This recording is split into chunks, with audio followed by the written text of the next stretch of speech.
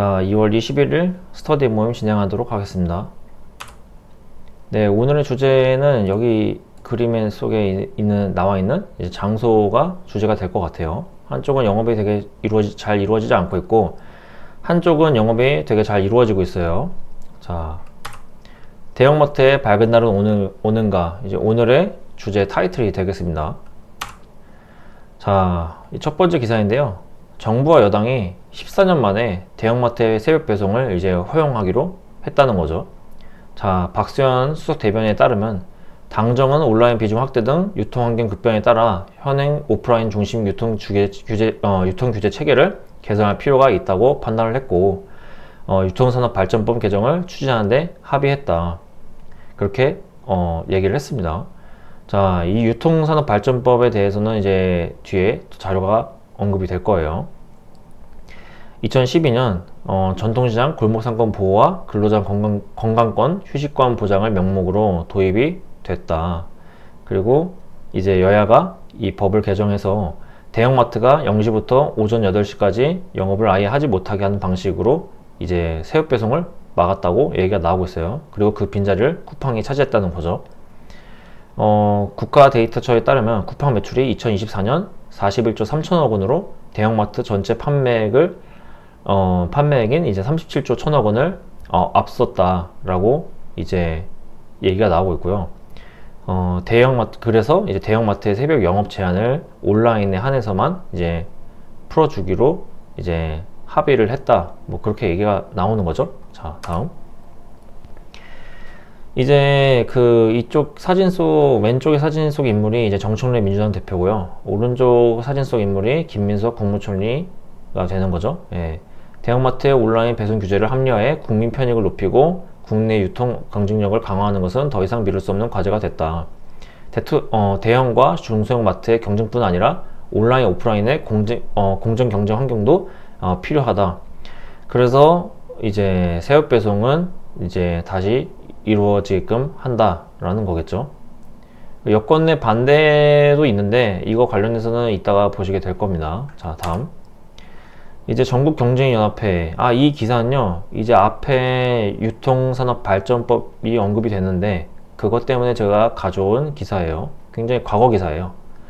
2012년 기사인 걸로 제가 기억을 하고 있거든요. 네, 2012년 맞죠? 전국경쟁연합회가 이제 대형마트 7개사, 기업형 슈퍼마켓 5개사를 대상으로 피해 규모를 조사를 한 거죠. 그리고 이제 여기 보시면 이제 대형마트 납품 농어민 1조 6,545억 원, 납품 중소기업 3조 1,329억 원, 영세 입점업체 5,496억 원 등 총 5조 3,370억 원의 매출 손실이 나올 수 있다. 이렇게 분석을 한 거죠. 예, 그리고 규제의 적정성에 대한 재검토가 필요하다. 피해를 보게 되는 사람들이 많아지니 재검토가 필요하다. 이렇게 얘기를 한 거고요. 그리고 신선도 유지가 중요한 상품들의 경우 대형마트 휴무가 신선도 하락으로 이어져 최소한의 물량을 발주할 수밖에 없고 이로 인해 발주 물량도 현저히 감소하고 있다 라고 얘기를 했습니다.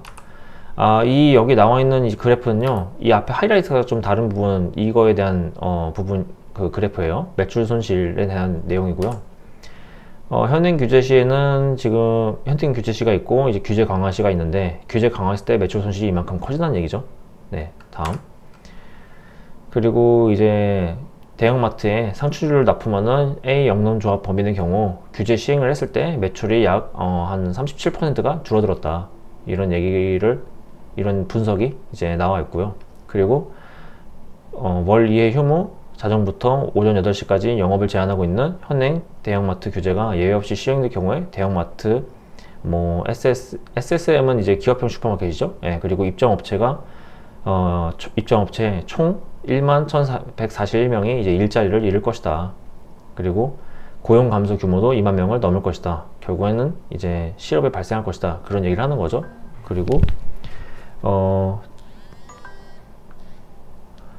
지식경제부는 이제 닐슨 코리아 의뢰에서 이제 조사를 했는데 영업 규제가 본격 시행된 6월 둘째, 넷째, 일요일 재래시장 매출이 시행되지 않은 첫째, 셋째, 일요일 일요일에 비해서 0.7에서 1.6% 매출이 감소했다.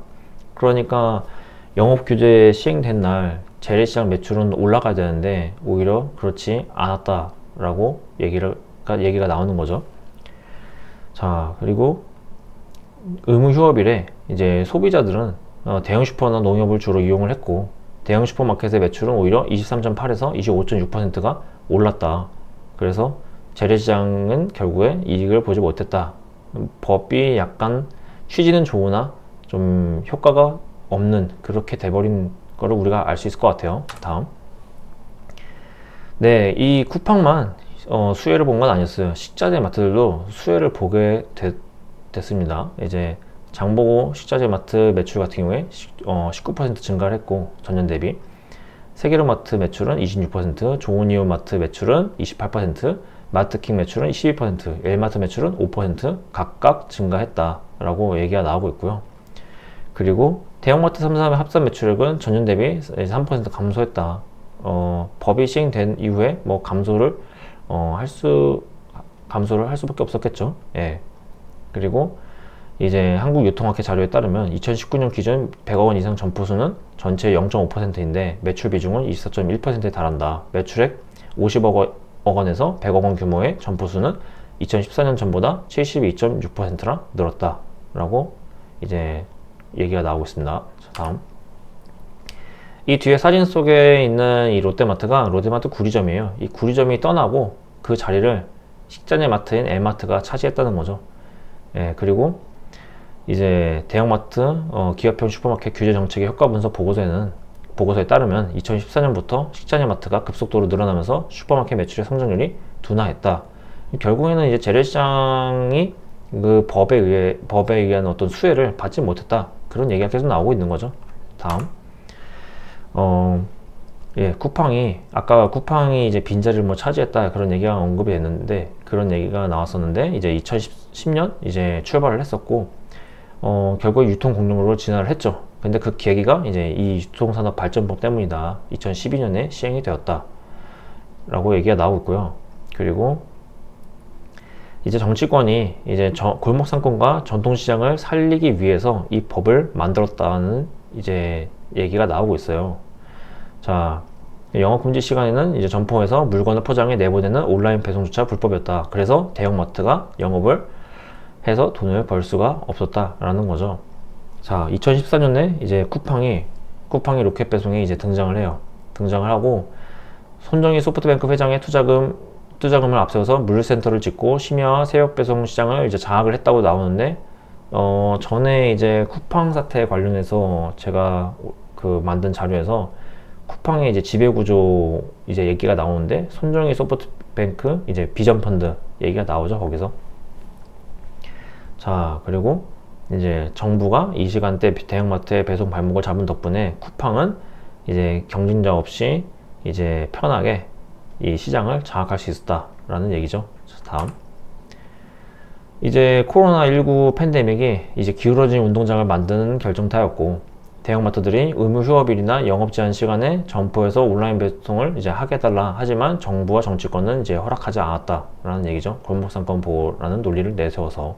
하지만 골목상권과 소상공인은 그렇게 혜택을 받지 못했다라는 걸 우리가 이미 자료를 통해서 알 수 있겠죠. 자, 쿠팡은 이제 OTT와 음식 배달로 영역을 또 확장을 했고, 결국에는 플랫폼 제공을 완성했다. 유통법은 전통시장을 살리는 대신에 전 국민의 개인정보를 손에 쥔 거대 독점 기업을 탄생시켰다. 이 부분이 이제 핵심이 되겠죠. 그래서 밑에 내려오시면 이제 대형마트 업계 관계자는 이제 정책을 펼치되 좀 공정하게 해달라, 그런 얘기가 나오고 있어요. 자, 다음. 대형마트 2위 업체인 이제 홈플러스 얘기가 나오고 있어요. 홈플러스가 이제 기업 회생 절차에 들어갔죠. 이거 관련된 자료는 이따가 보시게 될 거예요. 쿠팡은 이제 역대 최대 매출을 이제 기록했고, 이 부분은 이제 아까 또 언급이 됐죠. 대형마트 3사를 다 합친 것보다 많다. 쿠팡의 작년 매출은 41조 2,901억 원이다. 자, 다음.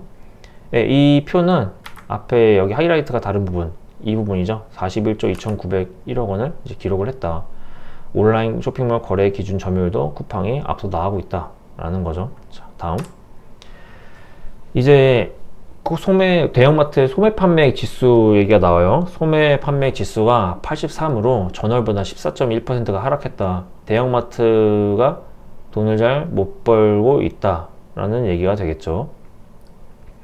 이제 하락폭이 가장 낙폭이 컸던 2012년 3월로 13년 8개월 만에 가장 컸다. 그리고 주 요인으로 오프라인에서 온라인으로 유통업계의 주도권이 완전히 넘어가 버렸다 라고 얘기가 나오고 있어요. 이유가. 자, 다음. 이 표는요, 앞에 언급되었던 이 소매 판매 지수는 83, 이 부분에 대해서 나온 거예요. 이제 계속 하락하고 있다. 자, 다음. 이제 지난해 11월 온라인 쇼핑 거래액이 24조 1613억 원으로 1년 전보다 6.8%가 증가를 했고, 이제 2017년 이후에 가장 큰 규모라고 합니다. 대형마트의 주력 상품인 음식료품 거래액이 온라인 쇼핑에서 10.1% 늘어서 이제 대형마트의 주력 상품 여기 이쪽 관련된 부분도 이제 온라인 쇼핑에 밀리게 된 거죠. 자, 경영난을 겪고 있는 대형마트 홈플러스의 잇따른 점포 폐쇄도 전체 판매 지수를 이제 끌어내리는 요인으로 작용을 했다라고 합니다. 자, 다음. 네, 이 기사는 앞에 이제 그 홈플러스가 이제 점포 폐쇄하고 이제 기업 회생 절차를 이제 신청을 했다라는 거 관련해서 제가 가져온 기사예요. 이것도 25년도 기사인 걸로 제가 알고 있어요. 25년도. 네, 25년도 맞죠? 그 연매출 7조 원의 전국 126개 매장을 운영하는 이제 홈플러스가 대형마트 2위인데 지금 이제 기업 회생 절차 개시를 이제 신청을 했다. 그리고 국내 사모펀드인 MBK 파트너스가 보유하고 있다고 하는데, MBK 파트너스 관련해서는 이따가 자료를 하나 살짝 가져온 게 있어서 그거 보도록 하겠습니다. 지난 2015년에 MBK 파트너스가 7조 2천억 원의 홈플러스를 사줬다고 하네요. 자, 다음. 이건 이제 앞에 언급된 것과 뒤에 언급될 자료들이 이제 표로 나온 거예요. 이제 126개로 국내 2위고 연간 매출 7조 원 정도를 찍고 금융부채가 약 2조 원, 부채 비율은 462%나 된다. 다음.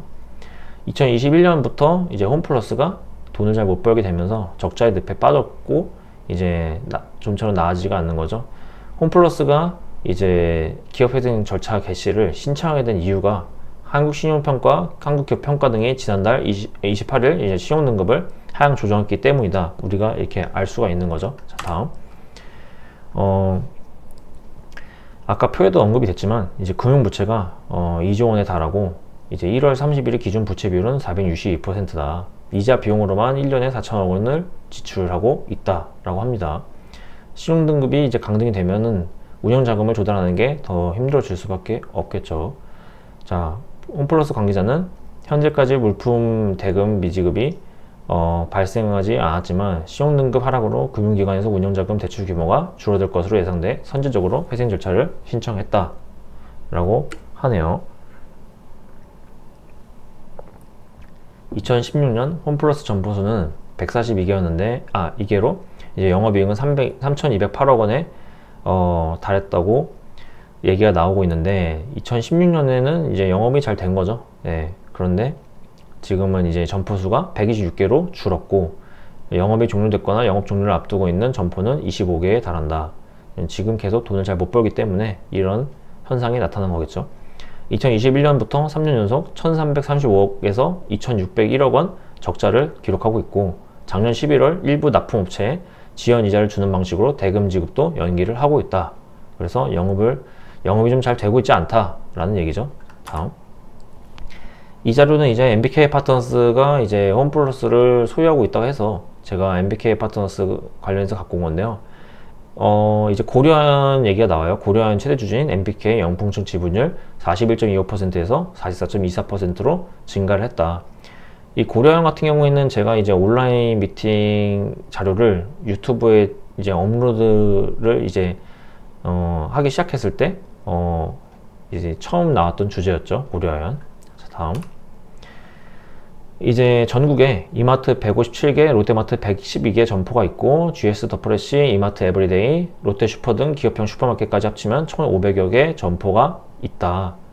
그리고 신선식품은 1시간에서 3시간 내 근거리 배송이 가능한 마트가 우위에 있다. 굉장히 이제 경쟁력을 갖출 수 있다. 그런 얘기죠. 쿠팡은 전국 260개 시군구 중 물류센터와 거리가 먼 80여 곳에 80여 곳에는 이제 새벽 배송 서비스를 제공하지 않는다고 하네요. 이 시장을 이제 대형마트가 장악할 수도 있겠죠. 자, 다음. 그런데 이제 의무 휴업 규제는 이제 그대로 유지를 하고 해서 이제 실질적 경쟁 회복으로 이어질지는 잘 모르겠다라는 얘기가 나오고 있고요. 더불어민주당 김동완 의원이 발의한 개정안에는 온라인 배송은 제한 없이 허용을 하는데 대형마트 의무 휴업일 지정 등 오프라인 규제는 계속 유지를 한다. 그래서 이 새벽 배송을 통해서 대형마트가 잘 돈을 벌어들이는 것은 가능할지 잘 모르겠다. 그런 부분으로 우리가 이해할 수 있을 것 같아요. 자, 다음. 네, 이제 대형마트의 비식품 매출이 2012년 마이너스 4.1%를 기록했고 2024년까지 14년 동안 다 한 번의 예외 없이 내리 역성장을 했다라고 하는데, 여기 표를 보시면은 비식품 이쪽 분야가 계속 내리 역성장을 하죠. 예. 자, 그리고 이제 대형마트의 사업 구조도 이제 비식품 부문이 돈을 잘 벌지 못하니까 식품 위주로 재편이 됐다고 해요. 유통업계는 이제 식품류 비중이 전체의 70% 안팎을 이제 차지할 것이다. 대형마트 매출 가운데 식품류 비중이 그만큼 중요해졌다라는 얘기죠. 다음. 쿠팡이 이제 성장형 온라인 소비의 중심은 이제 비식품에 있다고 합니다. 국가 데이터처가 분석한 지난해 온라인 쇼핑 총 거래액이 거래액을 보면 음식료품, 농축수산물이 차지하는 비중이 이제 19.2%밖에 안 됐다. 자, 유통업계 관계자에 따르면 마트가 새벽 배송을 한다면 기존 물류센터 방식과 달리 지역에 있는 마트 점포를 물류 기반으로 삼는 방식을 검토할 텐데, 매장별 재고 관리 등 각종 시스템 연동, 인력 확충 등 추가 인프라 투자가 불가피하다. 투자가 더 이루어져야 된다는 거죠. 대형마트가 이런 투자를 얼마나 기민하고 소비자 친화적으로 추진할 수 있을지는 두고 보아야 할 일이다 라는 얘기를 하고 있습니다. 다음. 자, 대형마트가 이렇게 좀 많이 약해졌는데 그 이유로 인구구조와 생활 패턴 변화에 기민하게 대응하지 못했기 때문이다 라고 이유가 나오고 있어요. 전체 가구 수의 35%를 차지하는 1인 가구는 차 없는 소비와 근거리 소량 구매를 선호를 하는데, 대형마트는 교외의 대형 매장과 대용량 묶음 판매 방식을 이제 고수하고 있다는 거죠. 자, 편의점 집 앞 냉장고 역할로 편의점은 이제 집 앞 냉장고 역할로 어떤 돈을 벌어들였고, 이제 반면 이제 대형마트는 오프라인 공간만이 줄 수 있는 경험적 혁신을 이뤄내지 못했다. 그리고 이제 다이소 같은 경우에는 가성비 상품으로 자리를 잡았다라는 얘기죠.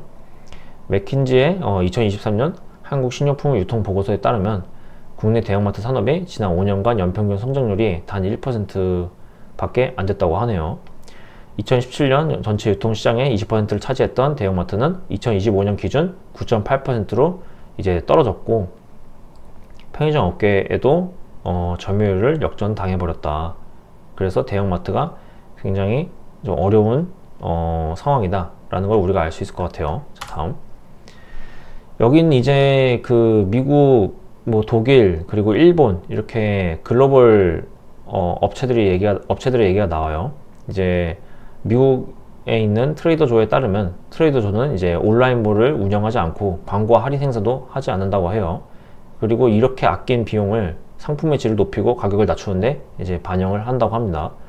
독일의 알디 같은 경우에는 품질 좋은 초저가 PB 제품을 이제 핵심 경쟁력으로 삼고 있고, 고효진 제품을 중심으로 1천여 개 품목만 판매한다고 해요. 수백만 개를 이제 대형마트는 이제 수백만 개를 판매하는데 그것과는 차별이 되는 거죠. 그리고 일본 돈키호테 같은 경우엔 통로를 좁게 만들고 물건을 빽빽하게 압축 진열해서 충동 구매가 일어나도록 매장 구조를 설계를 했다. 결국엔 살아남기 위해서 각자 잘할 수 있는 방법을 찾아서 이렇게 돈을 벌고 있다라는 얘기죠. 이정희 교수에 따르면 해외 오프라인 유통업체들은 이커머스가 파이를 키워가는 환경에서도 혁신을 통해 성장하고 있다. 국내 마트들이 규제 탓만 것은 설득력이 부족하다. 국내 마트들도 혁신을 해야 한다. 그런 얘기죠. 자, 다음.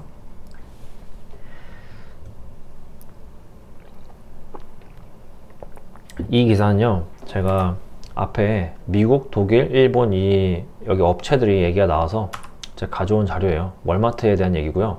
월마트가 이제 성장을 합니다. 뭐 전년 동기 대비 4.4% 증가, 뭐 영업이익도 8.7% 증가하고 이렇게 돈을 잘 벌었다라는 얘기가 나오는데, 밑에 보시면은 이제 아마존과 이제 경쟁을 해야 되는데 월마트가 월마트만이 잘할 수 있는 어떤 그런 분야에 집중을 해서 잘 살아남았다, 그런 얘기가 나와요. 기사를 잠깐 보면요, 온라인 매장을 디지털 기술과 결합하는 데 집중을 했고, 그리고 미국 전역에 4,700여 개 매장을 물류 거점으로 활용을 했다. 소비자가 온라인으로 주문하면 인근 매장에서 즉시 배송하거나 픽업하도록 했고, 아마존처럼 배송망 구축에 별도로 막대한 자금을 쏟아부을 필요도 없었다 라고 나오고 있어요. 자, 다음. 그리고 이제 플랫폼으로 사업 구조도 바꿨고, 신사업인 월마트 커넥트를 이제 또 선보였다고 해요. 이게 뭐냐, 매장을 거대한 광고판으로 이제 활용을 해서 협력사에게는 소비자에게 즉각적으로 상품을 알릴 기회로 작용을 했다. 월마트가 보유한 구매 데이터를 활용하면 정교한 타겟 마케팅도 가능하고, 월마트 커넥트를 포함한 글로벌 광고 사업 매출이 2026년 회계연도 3분기에만 28% 증가했다. 이 신사업이 고객에게 잘 먹혀 들어갔다라는 얘기죠. 유료 멤버십 서비스 월마트 플러스도 성장을 견인한 요인이라고 얘기가 나오는데, 멤버십 가입자에게 무료 배송, 주유 할인, 매장 내 간편 결제 등 혜택을 줬다고 하네요. 그리고 이 혜택이 있으니 로그인 효과도 발생을 했다는 거죠. 고소득층 소비자가 이 멤버십이 이제 큰 역할을 했다고 합니다. 인공지능 기술도 적극 활용을 했고요. 실시간으로 재고를 파악해 품절 상품을 관리하고 운영 비용도 낮췄다. 그리고 이렇게 또 비용을 낮췄으니 또 다시 강력한 가격 경쟁력으로 이어졌고, 고물가 시대에 더 많은 소비자를 끌어들이는 동력이 되었다. 그래서 시가총액도 올라가고 좋은 현상이 나타났다라는 거죠. 자, 다음. 이제 이 기사에서 나오는 언급되는 이제 뭐 이정희 교수, 그리고 이성원 뭐 사무총장, 양창영 뭐 본부장, 이런 인물들이 이제 얘기를 하는데, 이제 새벽 배송 관련해서 이제 좀 회의적이다. 마트가 뭐 잘 남을 수 있겠느냐. 그리고 결국에는 이제 소상공인이 더 힘들어질 거다. 뭐 그런 얘기도 하고 있어요. 네. 자, 다음. 이 자료는 이제 여권 쪽 단체죠. 단체도 이제 이 새벽 배송에 대해서 좀 회의적이다. 소상공인과 이제 재래시장 상인들이 더 힘들어지는 방향으로 가는 거다. 그래서 좀 하지 않는 게 더 낫다라는 얘기를 하고 있는 거예요. 자, 다음. 100여 개 매장을 이미 PP센터로 활용 중인 이마트 얘기가 이제 언급이 되고 있고요. 시스템만 일부 갖추면 곧바로 전국 단위의 새벽 배송이 이제 가능해진다. PP센터란 대형마트 이제 매장 공간의 일부를 온라인 주문 처리를 위한 전용 물류 공간으로 개조한 것을 말한다고 하네요. 이마트는 이제 2014년에 전국 주요 점포에 PP센터를 구축하기 시작을 했고, 그런데 이제 영업시간 규제 때문에 제대로 센터를 활용하지 못한 거죠. 그래서 쿠팡에 밀려버렸다 라고 얘기가 나오고 있습니다.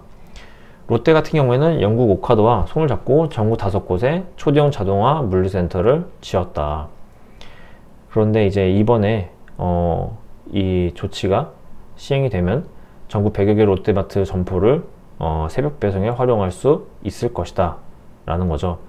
손인성 교수에 따르면 쿠팡과 컬리가 이미 시장을 장악해 수요가 폭발적으로 늘진 않겠지만, 이마트와 롯데가 신규 서비스를 내면 공급자 중심의 시장 성장이 이루어질 것으로 기대가 된다 라고 분석을 했습니다. 자, 다음. 지난해 국내 유통업내 온라인 비중이 59%까지 치솟았고 2016년 24.2%였는데 이 59%라는 거는 10년도 안 돼서 2배 이상 급증을 했다고 하네요. 그리고 대형마트 비중은 지난해 9.8%로 추락을 해버렸다. 그리고 새벽 배송 시장은 지난해 약 15조 원 규모로 2020년 대비 6배가량 폭증했다고 얘기가 나오고 있는데요. 그렇다면 이제 대형마트는 이 규제로 인해서 이 새벽 배송 시장이 커지는 그 혜택을 누리지 못한 게 되는 거죠. 김대중 교수에 따르면 온라인 비중이 60%에 육박하는데 대형마트만 밤새 운영을 못하게 하는 것은 역차별이다. 기울어진 운동장에 바로잡히면 기업 간 경쟁이 치열해질 것이다. 그리고 국내 소매 금액 600조 원 중 온라인 비중이 향후 80%까지 치솟을 것이다. 온라인 시장이 더 커질 것이다. 그런 얘기를 결국엔 하고 있죠. 자, 그리고 또 한편으로는 이제 월 2회 의무 휴업과 밤 12시까지 다음날 오전 10시까지 이루어지는 매장 영업은 이제 제한이 된다. 제한이 돼서 이 조치가 그렇게 실효성이 있을지는 잘 모른다 라는 얘기도 나오고 있어요. 기업형 슈퍼마켓 얘기가 나오고 있는데요. 이 점포들은 이제 배달의 민족, 쿠팡이츠 등 배달 플랫폼을 통해 온라인 주문 상품을 이제 배송해 주는데 영업시간 규제 얘기가 또 나오죠. 영업시간 규제 때문에 새벽 배송을 할 수가 없어서 이 규제 완화가 도움이 될지는 잘 모른다 라는 얘기가 나오고 있습니다. 자, 다음 이 표는요, 이 그래프는 이제 이 부분이에요. 59%까지 치솟았고 10년도 안 돼서 2배 이상 급증했다. 그리고 그 대형마트 비중이 추락을 9.8%로 추락을 해버렸다. 그런 내용이고요. 새벽 배송 시장도 이제 이렇게 크게 성장을 한 거죠.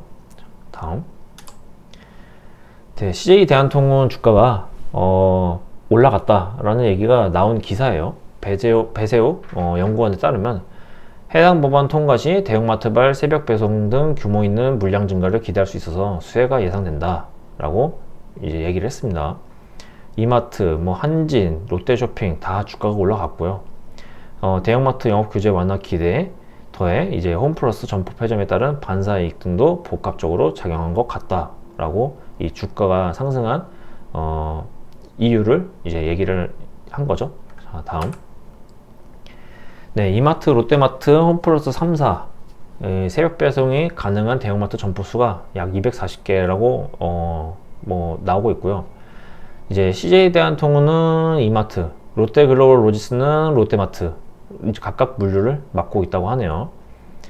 새벽 배송이 허용되면 두 업체 매출도 크게 늘어나겠죠. 새벽 배송 시장이 지난해 15조 원 규모로 성장. 이건 아까 우리가 그래프로도 봤었죠. 예. 대형 택배사의 새벽 배송 매출은 아직 미미하다. KB증권에 따르면 지난해 CJ 대한통운의 새벽 배송 관련 매출은 1,600억 원 수준에 이제 그쳤다. 한진, 롯데의 새벽 배송 물량도 어떤 소량에 불과했다 라고 얘기가 나오고 있습니다. 다음. 이 부분은요, 이 앞에 이 새벽 배송이 가능한 대형마트 점포 수가 약 240개로 집계된 이 부분이 이제 나온 거고요. 이 부분은 이제 앞에 이제 뒤에 보시게 될 거예요. 자, 다음. 네. 쿠팡 CLS의 연매출은 2022년 7,684억 원에서 2024년 3조 8,349억 원으로 5배 가까이로 늘었다. 컬리 넥스트 마일 매출은 이제 19.1% 증가해 1,647억 원을 이제 기록을 했다. 이제 그 새벽 배송 물류 시장이 이커머스 업체 자회사를 중심으로 성장을 해왔다는 그 자료인 거죠, 이게. 그리고 대형 택배사 매출은 정체 또는 감소했다. 그래서 이 부분이 이제 그거에 해당되는 내용이에요. 쿠팡 CLS 이렇게 크게 성장을 했고, 컬리 넥스트 마일도 소폭 성장을 했죠. 그런데 CJ 대한통운은 그냥 약간 감소를 했고, 롯데 글로벌로지스는 눈에 띄게 감소를 했네요. 다음. 오정화 연구원에 따르면 택배사가 전체 새벽 배송 물량의 2%만 확보를 해도 업계 전체 영업이익은 약 1.3% 증가할 것이다. 새벽 배송 물량이 늘어나면 배송 시간대가 분산돼 운영 효율성도 높아질 것이다. 새벽 배송에 대해서 되게 옹호하는 그런 입장을 입장으로 분석을 한 거죠. 이 연구원은. 그리고 이제 밑에 내려오시면은 이제 컬리는 이제 이커머스 업체들도 이제 가만히 있을 수가 없죠. 이제 대형마트가 새벽 배송을 하게 되면은 이제 시장을 그만큼 뺏기게 되니까 컬리 같은 경우에는 오후 3시까지 주문 시 당일 자정 전까지 배송받을 수 있는 자정 샛별 배송을 출범을 했다고 하고요. 대신 이제 배송 가능 지역은 이제 수도권 대부분 지역이라고 하네요. C1번가 같은 경우에는 자체 배송인 슈팅 배송에 무료 반품 서비스를 이제 추가했다고 합니다.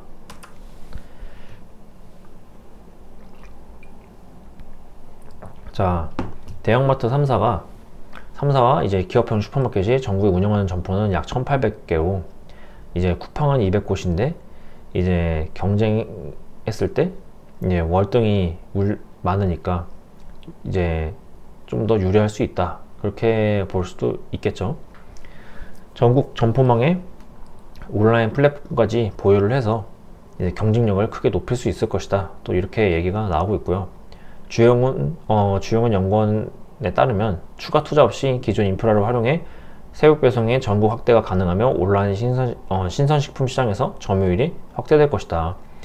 새벽 배송 경쟁력 확대는 주가 상승 모멘텀으로 작용하기에 충분하다. 주가는 더 올라갈 것이다. 라는 거죠. 자, 다음. 네. 이제 그 전통시장 10곳 중에 4곳이 생활용품을 파는 점포가 없다라는 얘기가 나와요. 그래서 소비자들이 전통시장을 찾을 그 요인이 좀 부족하다. 그런 얘기가 나온 기사고요. 이제 아래 보시면은 이제 스타컴 얘기가 나오는데요. 이제 유아용품 카테고리 매출이 직전 달보다 오름세를 기록했고 기저귀 매출이 같은 기간 46% 올랐다. 이제 이런 부분 봤을 때 이제 대형마트의 새벽 배송을 허용해도 생필품 위주로 소비가 늘어날 것 같다라는 얘기죠. CJ 대한통운은 이제 주 7일 배송 서비스인 메일온에서 주문 물량이 생활 소비재 품목 위주로 이제 증가했다고 하고 메일온의 서비스를 도입한 지난해 12월 1일 기준 출산 육아 상품 배송 물량이 연초 대비 316%나 증가했다. 기저귀, 분유 등 갑작스러운 구매 빈도가 높은 생필품 카테고리에서 이용률이 높았다. 결국에는 이제 생필품의 수요가 높고 그것 때문에 이제 대형마트 새벽 배송은 그 서비스 이용이 이제 생필품 위주로 일어날 것이다 라고 하는데 이 전통시장 같은 경우에는 이제 뭐 10곳 중 4곳은 생활용품을 팔지 않으니 그 사람들이 그만큼 이용하지는 않겠죠. 네. 다음. 이 관련된 자료는요, 여기 하이라이트가 좀 다른 부분, 여기에 해당되는 자료예요. 지난해 11월 26일 기준 전통시장 및 상점가로 분류된 1393개의 전통시장 중 생활용품 품목을 취급하지 않은 곳이 총 540개였다. 전체의 약 40%였다. 여기 그거 관련된 내용입니다. 자, 다음. 이제 이종우 교수에 따르면 과거 대중소로 구분되던 유통환경과 달리 이커머스의 영향력이 커졌기 때문에 대형마트를 규제한다고 해서 전통시장의 새로운 수요가 몰리지 않는다. 오프라인 상권은 소비자가 찾고 싶어지도록 경험 면에서 확실한 차별점을 마련해야 하고 정부는 시장을 포함한 오프라인 상권도 온라인 퀵커머스 환경에서 상품을 팔 수 있게 지원해야 한다.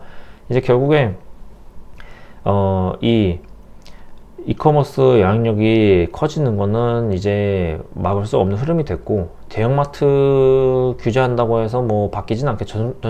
사람들이 전통시장으로 더 가진 않겠죠. 결국엔 전통시장만의 어떤 장점이 뚜렷이 나타나서 사람들이 그 좀 잘 이용할 수 있는 찾을 수 있는 그런 공간으로 만들어야 된다. 그런 얘기로 우리가 이해할 수 있을 것 같아요. 자, 다음. 네. 제가 이제 오늘 주제에 관련해서 만든 자료가 이제 끝이 났는데요. 이제 대형마트가 앞으로 이렇게 이렇게 망해버릴지 아니면은 이제 영업이 굉장히 잘 돼서 또 밝은 미래가 올지는 지켜보면은 알 수 있지 않을까 그런 생각이 들기도 하고요. 그리고 오늘은 이제 대형마트 새벽 배송으로 인해서 또 혜택을 받을 수 있는 그 수혜주죠.